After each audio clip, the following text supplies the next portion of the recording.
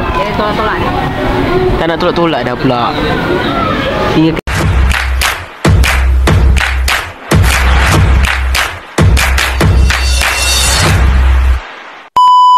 Hey guys, this is me, Aiman.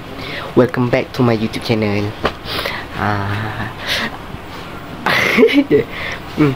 Okay. Sekarang ni aku nak keluar pergi makan sate dengan abangku. Dia belanja. Jarang nak jumpa dia belanja. Dia belanja sate pula. Sate favourite mu. Korang boleh stay tune Bye. Let's go guys, kita pergi. Aku pun nak turun.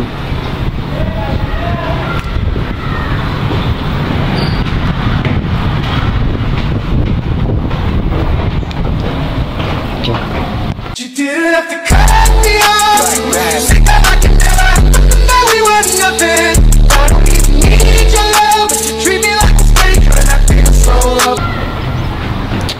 Kita pun nak pergi guys. Sorry aku tak bercakap. Aduh lalu aku malu.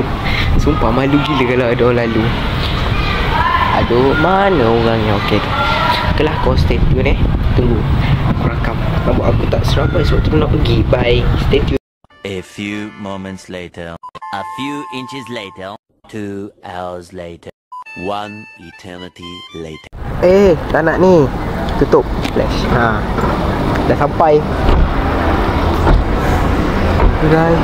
Lah ingatkan mana rupanya. Dekat mana ni, Bandar Baru Kelang.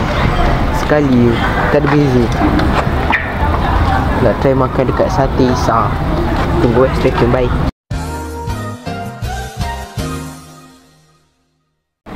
Sedapnya bang makan.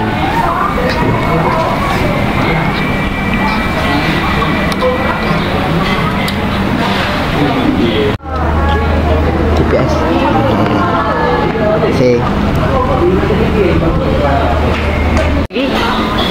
Lagi Perut kita ada pasal 2 balik tu. perut kitab. Macam mana pula perut kitab? Nanti abang. A few moments later. A few inches later. 2 hours later. 1 eternity later. Nak pakai apanya? Nanti abang balik kelas. Tak nak. Ambil 4 saja.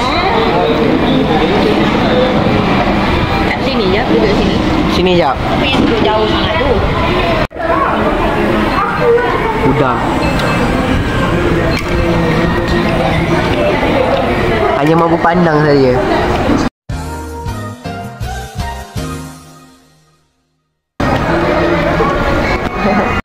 Aduh flash lagi. Tak nak flash. Sorry. Kita buka flash. Yang Apa? Ayam 10, daging 5.